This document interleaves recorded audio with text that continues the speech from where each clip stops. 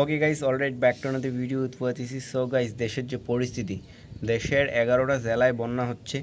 সেসব জেলার মধ্যে প্রায় 45 লক্ষ মানুষ ক্ষতিগ্রস্ত। সো সেসব যে বন্যা হচ্ছে না সেসব এলাকায়, সো সেসবের কিছু কিছু ভিডিও ক্লিপ ভাইরাল চলতেছে। সো আমি ভাবলাম যে কী বলে সেসব নিয়ে একটা ভিডিও বানাই, reaction video. So okay, let's start. এই পরিমাণে যদি পানি ঢুকে তাহলে সেই এলাকার বা সেসব জায়গার কী ধরনের পরিস্থিতি হইতে পারে। সো আমি দেখতেছি যে কী বলে যাদের বাসা টিনের, ওদের বাসা টিনের বাসা সব ডুবে গেছে, কিন্তু ডুবে গেছে। তারপরে যাদের একতলা বাসা সেসবও ডুবে গেছে, কিন্তু যাদের দুইতলা বাসা সেসবের দুইতলার ছাদে ওরা আশ্রয় নিচ্ছে। তার মানে ভাবো কতটা পানির পরিমাণটা বাড়ে গেছে, কতটা উচ্চতা দিয়ে পানিটা প্রবাহিত হচ্ছে। থেকে আসতেছেন বলেন তো? চাঁদপুর। কি অবস্থা? অবস্থা খুব খারাপ। আমার ঘর নতুন ঘর ভেঙে সব শেষ। আমার কিছু নাই। তারা যে কী পরিমাণ কষ্ট সার্ভাইভ করতেছে সেটা প্রকাশ করার মতো না। তার দেখো নতুন বাড়িঘর সেটাও ভেঙে গেছে। তারপরে দেখো লোকটা মাথায় মুরগি নিয়ে আসতেছে। তারা কোথায় যাবে, কি খাবে, কিভাবে থাকবে, নিজের পরিবার কোথায়? ভাই এসব জিনিস দেখে না ভাই সাধারণ লোকজনের না ঘুম হারাম হয়ে গেছে। মানে পুরা দেশের মানুষ, বাঙালি ভাই ঠিকমতো ঘুমাইতে পারতেছে না, ঠিকমতো খাইতে পারতেছে না। ভাই কী ধরনের পরিস্থিতির মধ্যে দেশের লোকজন পার হচ্ছে।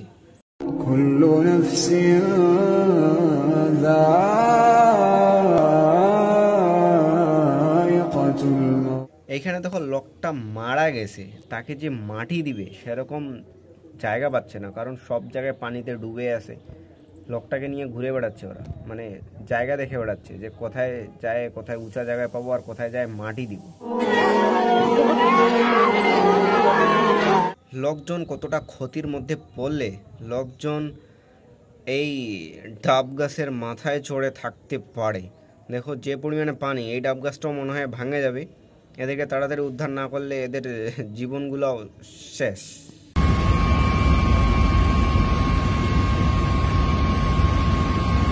পুরো শহরটা পানি পানি পানি, পানিতে ডুবে আছে।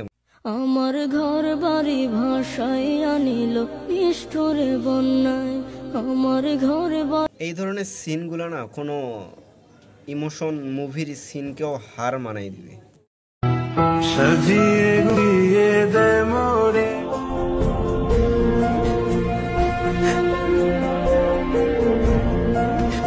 এই ভিডিওগুলো সত্যি কিনা জানি না।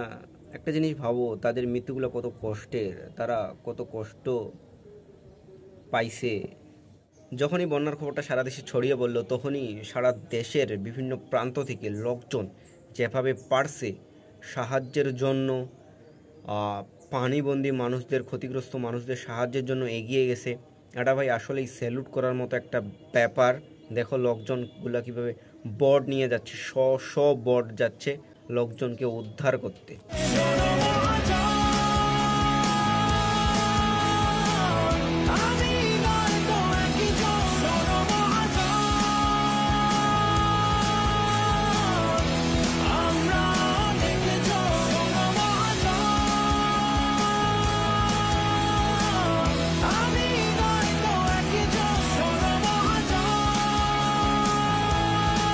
এখানে তো টাইটানিক মুভির সাথে তুলনা করতেছে। টাইটানিক মুভিতে লাইট দিয়ে রাতের অন্ধকারে মানুষজনকে খুঁজে খুঁজে মানুষজনকে সাহায্য রেস্কিউ করতেছিল, আর এইখানে এরা লাঠি দিয়ে মানুষজনকে বাসা থেকে নিয়ে আসতেছে, উদ্ধার করতেছে।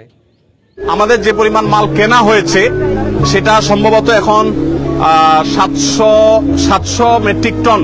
আসুন্না ফাউন্ডেশন এই বন্যায় ক্ষতিগ্রস্ত মানুষদের পাশে তারা যেভাবে আসে দাঁড়াচ্ছে, ভাই সত্যি স্যালুট। তারা যে শুধু বন্যার ক্ষতিগ্রস্ত মানুষদের পাশে এসে দাঁড়াচ্ছে এরকমটা না। কিছুদিন আগে যে বৈষম্য বিরোধী ছাত্র আন্দোলন হইলো, ওইখানে অনেক ছেলে মেয়ে মানুষজন আঘাত হইলো। সো তাদের পাশে এসে দাঁড়াইছে। শুধু যে এই ধরনের না, তারা সব জায়গাতেই সবসময় মানুষদের পাশে এসে দাঁড়ায়। সো আল্লাহ তাদের কাজের প্রতি রহমত দান করুক, তারা যেন আরও অনেক উন্নতি করতে পারে, আরও অনেক মানুষের যেন সাহায্য সহযোগিতা করতে পারে। আলোড়ন সৃষ্টি করছে হচ্ছে ঢাকার টিএসসি।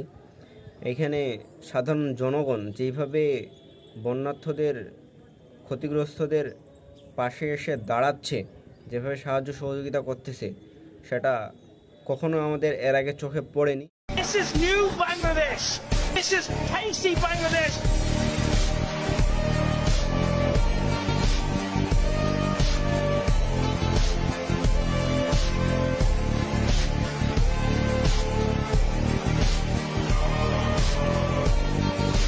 এখানে দেখো ছেলে, ছোট ছোট ছেলে, এরা এখানে নিজের উমরা করার টাকা, এই টাকাটা আমি জমাচ্ছিলাম উমরা করার জন্য।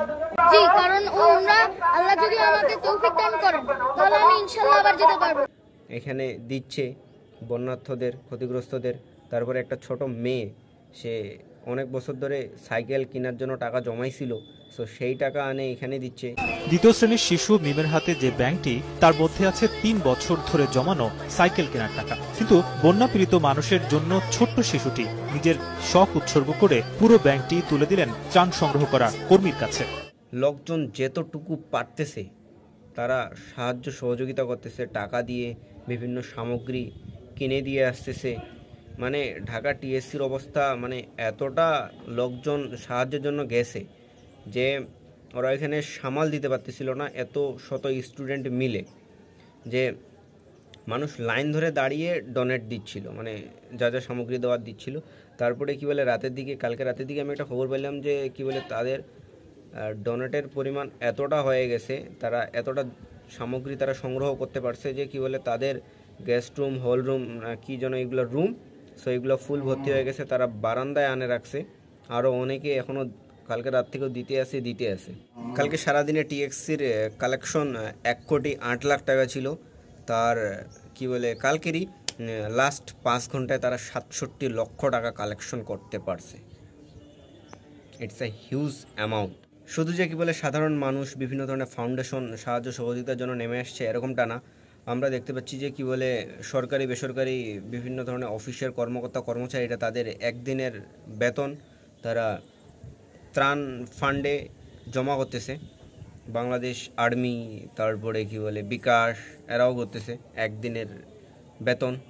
হিন্দুরাও দেখো তাদের পূজার কর্মসূচির পালনের টাকা তারা বন্যার্থদের ডোনেট করতেছে।